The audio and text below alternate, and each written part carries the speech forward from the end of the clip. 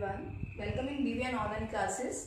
जैसे क्लास 8 का चैप्टर 1 है that is rational number NCERT book का। तो सबसे पहले जैसे काफ़ी सारे बच्चों को इसको एडिशन रेशन नंबर्स को एडिशन और सब्ट्रैक्शन करने में बहुत प्रॉब्लम रहती है, उनको पता ही नहीं चलता ये कैसे करें। क्या करते हैं बच्चे, दिस इज 7/8 लिखती हूँ, दिस इज कॉल्ड न्यूमरेटर और इसको क्या बोलते हैं, 8 क्या है, डिनोमिनेटर। ठीक है, वो क्या करते हैं, सपोज ऐसा क्वेश्चन आता है रैशनलाइज का और न्यूमरेटर को ऐड कर देते हैं, डिनोमिनेटर को ऐड कर देते हैं, जिससे उनका आंसर गलत हो जाता है। ठीक है, तो ये ऑलरेडी आपने बहुत सारे बच्चों ने ये पढ़ा भी हुआ है, पर स्टिल मेरे को चैप्टर शुरू करवाना था, एक्सरसाइज करवानी थी, तो फिर इसके बारे में एक बार मैं आपको बता रही हूँ। तो देखिए जब भी डिनोमिनेटर्स डिफरेंट होते हैं और जो टर्म है वो फ्रैक्शन में होती है, okay, which you can write in the form of p/q।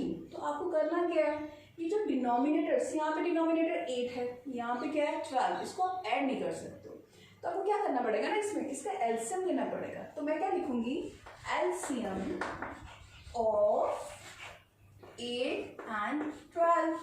ठीक है, 8 और 12 का एलसीएम लेना पड़ेगा। चलिए एलसीएम लेते हैं। यहाँ पे ये देखिए, ये 8 है, ये 12 है।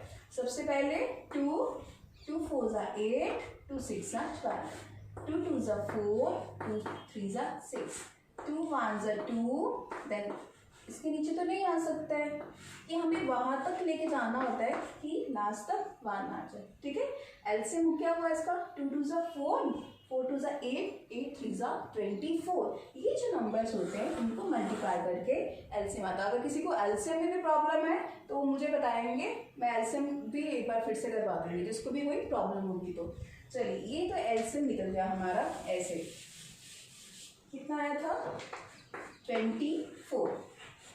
अब जब हम स्टार्टिंग में जब हम बच्चों को करवाते हैं तो कैसे करवाते हैं, जैसे 6 और 7 के बच्चों को, ठीक है, बट मैं 8th क्लास के हिसाब से मैं आपको दोनों तरीके से बता दूंगी आपको कैसे करने हैं इक्वेशंस। हम क्या करते हैं, जैसे सपोज दैट 7/8 है, ठीक है, 7/8। तो इसके जो ये जो हमारा एलसीएम आया ना, डिनोमिनेटर में हमें 24 ही लेके आना है। ठीक है, तो हम 8 को किससे मल्टीप्लाई करेंगे कि 24 आएगा, 8 3 24। तो अगर आप डिनोमिनेटर में 3 से मल्टीप्लाई कर रहे हो तो न्यूमिनेटर में भी 3 से ही मल्टीप्लाई करना पड़ेगा। तो ये कितना हुआ, 7 3 21, 8 3 24। मैं दोनों मेथड बताऊंगी, आपको जो भी मेथड अप्लाई करना होगा आप उससे कर सकते हो। फिर जैसे 11/12 है, दैट इज 11/12।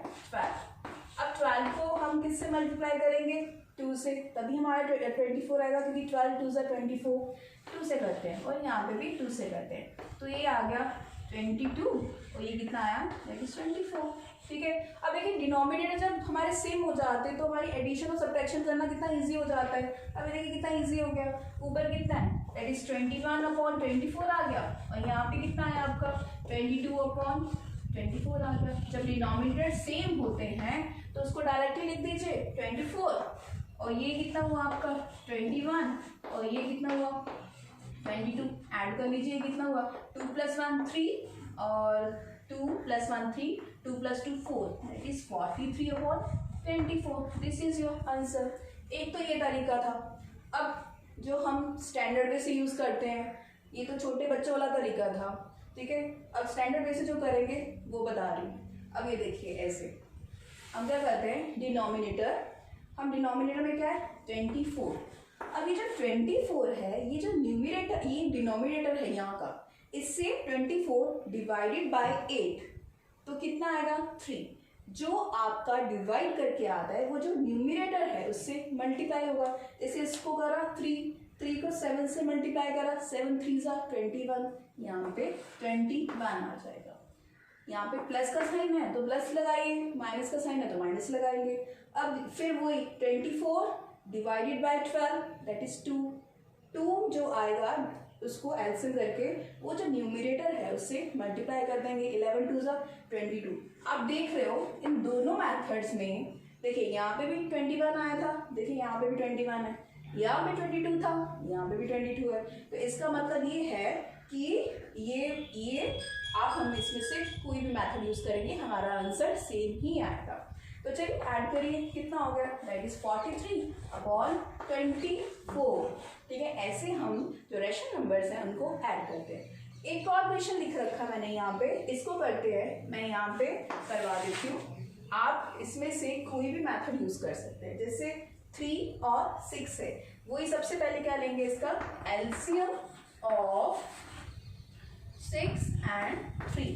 ठीक है, एलसीएम लेंगे आप यहाँ पे 6 और 3 का, 2 3 6, then 3 1 3 1, कितना एलसीएम आ गया इसका 6। अब मैं इसी वे से करवाऊंगी आपको करना हो तो आप इस तरीके से कर सकते हो। तो 6 एलसीएम आ गया, ये और ये नंबर डिवाइड होगा, इसको इससे डिवाइड करा, कितना हुआ 1 को 5 से मल्टीप्लाई करेंगे, दैट इज 5। ठीक है, और यहाँ पे कितना आपका 3, और ये यहाँ पे कितना 6 को 3 से डिवाइड करा, कितना हुआ 2। ठीक है, और यहाँ पे 2 को यहाँ से इसके साथ मल्टीप्लाई करा -2 से, दैट इज -4, प्लस का लगा दीजिए यहाँ पे, और इसको चाहे आप ब्रैकेट में लगा दीजिए। ठीक है, अब ये प्लस माइनस, दैट इज -4, और यहाँ पे कितना आया 6, 5 - 4, दैट इज 1/6। ठीक है, अब नेक्स्ट देखते हैं, यहाँ के एक्सरसाइज 1.1 का फर्स्ट क्वेश्चन है, यूजिंग एप्रोप्रिएट प्रॉपर्टीज फाइंड। तो मैंने आपको ये प्रॉपर्टीज करवाई थी, जैसे कॉम्यूटेटिव प्रॉपर्टी करवाई थी, क्लोजर प्रॉपर्टी करवाई थी, डिस्ट्रीब्यूटिव प्रॉपर्टी करवाई थी। ठीक है, तो उसने ये कहा एप्रोप्रिएट प्रॉपर्टी मतलब कौन सी प्रॉपर्टीज पे सुटेबल है। ठीक है, हम यहाँ पे क्या करते हैं, देखिए मैं आपको एक चीज बताती हूँ कि यहाँ पे जैसे मल्टीप्लाई है, यहाँ पे 2/5 इंटू दैट इज 3/7, ये इसको एक टर्म माना जाएगा। ठीक है, और ये यहाँ पे प्लस और माइनस का टर्म आए तभी वो टर्म, जैसे लाइक मैं ऐसे लिखती हूँ 2x + 3y + z मान लीजिए, तो देयर आर 3 टर्म्स। अगर मैं ऐसे लिख दूँ 2x × 3y × z, तो ये मल्टीप्लाई हो जाएगा, तो ये 6xyz आएगा, तो ये तो एक ही टर्म हुई। ठीक है, तो ये बात का ध्यान रखना आपको। तो यहाँ पे देयर आर 3 टर्म्स, तो यहाँ पे एप्रोप्रिएट आइडेंटिटी लगानी है, मुझे क्वेश्चन को ईजी करना है।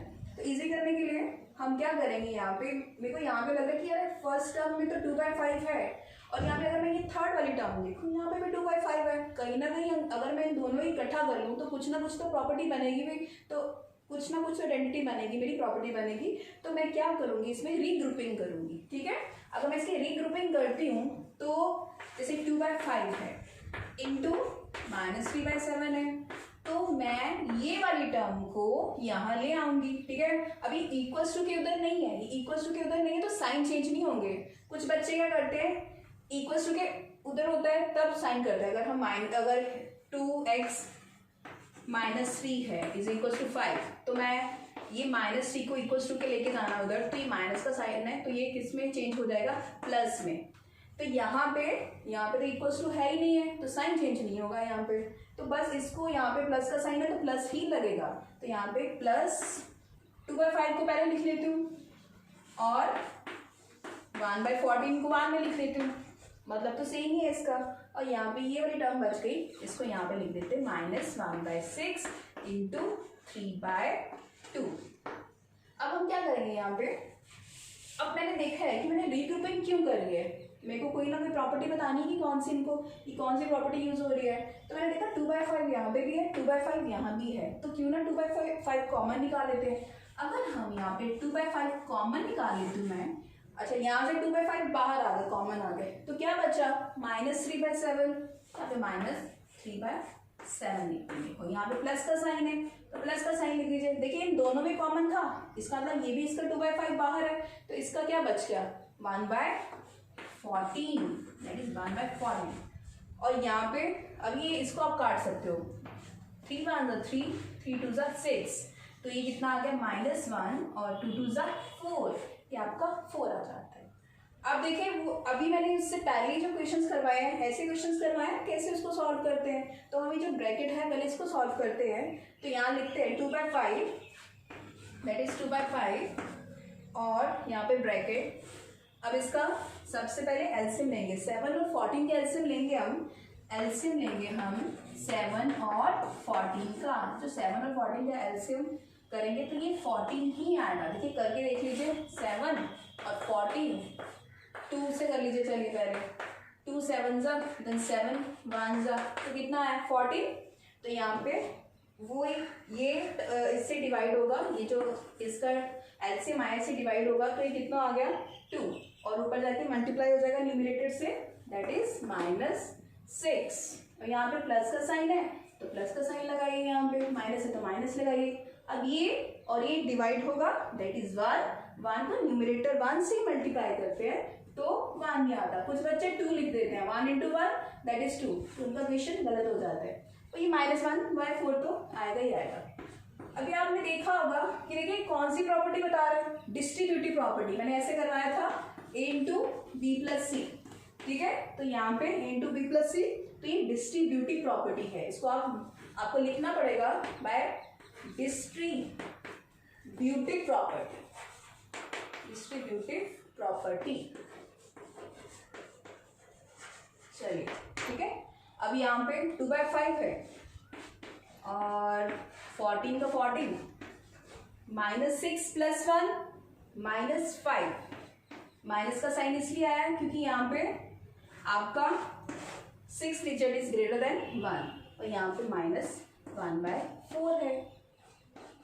अब क्या करेंगे, ये दोनों मल्टीप्लाई में है, जिसकी अगर ये ब्रैकेट शुरू हो जाती है कोई साइन नहीं होता, मल्टीप्लाई का साइन होता है, तो मल्टीप्लाई का साइन है तो आप काट सकते हो इसको।